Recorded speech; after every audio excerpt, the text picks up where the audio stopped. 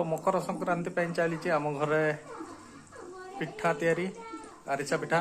तो चलतो आरंभ करवा देखा केमती कौन चलती। फटाफट मुझे आसिक पहुँची गली चुली पाखे।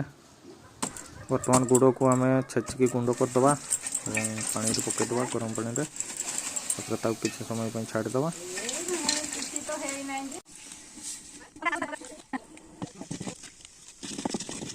एपटे पिठापी आम तेल काटुचु तेल काढ़ी बर्तमान पॉलिथिन देदेबा।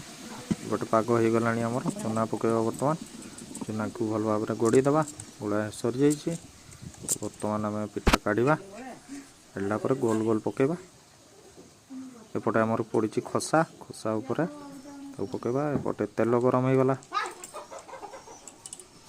बर्तमान पकईबा पिठा पिठा सांगे सांगे आमर हो जाऊँगी। तो ये रहा आमर आरिसा पिठा बहुत सुंदर।